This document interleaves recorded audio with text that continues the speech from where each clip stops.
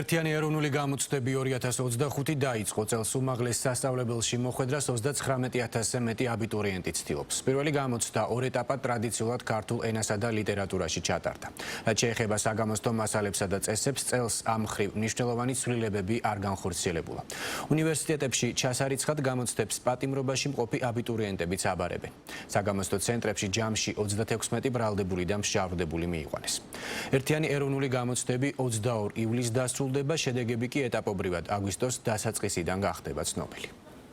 საგამოცდო ცენტრებიდან გამოსული აბიტურიენტების უმრავლესობამ მოამბესთან საუბარში აღნიშნა, რომ დღევანდელი გამოცდა საშუალო სირთულის იყო და საკითხებს თავი წარმატებულად გაართვეს. წელს მთელი ქვეყნის მასშტაბით 24 საგამოცდო ცენტრია გახსნილი, რომელიც 39,000-ზე მეტ აბიტურიენტს მოემსახურება.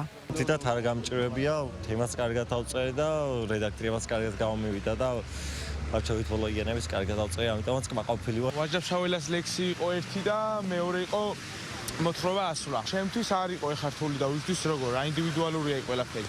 გარემო როგორ იყო, რამდენი გარემო ყველანაირად კომფორტული იყო. დღეს ქართული ენისა და ლიტერატურის გამოცდის პირველ სესიაზე განაწილებული აბიტურიენტებიდან გამოცდაზე 93%-ზე მეტი გამოცხადდა. მეორე სესიაზე 95%-მდე. ორივე სესიაზე სულ ორმა გამოსაცდელმა დააგვიანა, რის გამოც ისინი დღევანდელ საგამოცდო პროცესს გამოეთიშნენ. სწორედ ამიტომ განათლების მინისტრი და შეფასებისა და გამოცდების ეროვნული ცენტრის დირექტორი მოუწოდებენ აბიტურიენტებს დროულად გამოცხადნენ საგამოცდო ცენტრებში და თან იქონიონ პირადობის დამადასტურებელი დოკუმენტი და საგამოცდო ბარათი.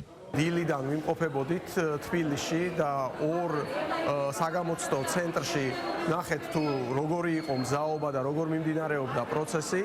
აბსოლუტურად ყოველგვარი ექსცესის გარეშე იმ სტანდარტით, რაც შეიძლება ითქვას, რომ არის უმაღლესი სტანდარტი და შექმნილი არის მაქსიმალურად გარემო იმისთვის, რომ ახალგაზრდებმა თავისი მაქსიმალური პოტენციალი და ცოდნა გამოამჟღავნონ. ხვალ გამოცდებით კვლავ ქართული ენისა და ლიტერატურის გამოცდით გაგრძელდება. ხოლო 8 ივლისს კი საგამოცდო პროცესს შემოერთდებიან მასწავლებლების და მასწავლებლობის მსურველები.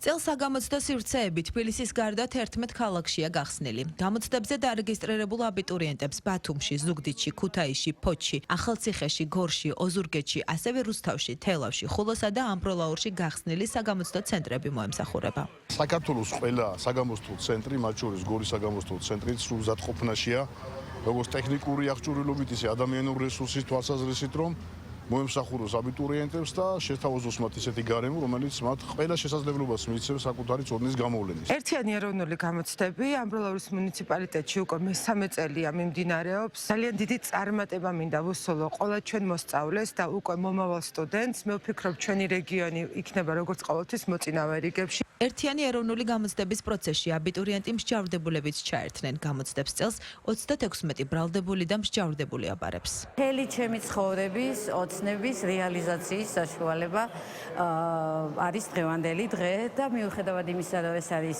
გამოცდა ბორკილებით, ასე ვთქვათ, მაინც ძალიან ბედნიერი ვარ. გადავწყვეტე ბიზნეს ადმინისტრირებაზე ჩაბარება. საკმაოდ დიდი ხანი ვემზადებოდი. ვაპირებ რომ ჩავაბარო და გარეთ ესე რაღაცით დაკავებული ვიყო სამსახურით. აბიტურიენტებისთვის ერთიანი ეროვნული გამოცდები ქართული ენისა და ლიტერატურის გამოცდით დაიწყო და 22 ივლისს სახვითი ხელოვნების გამოცდით დასრულდება.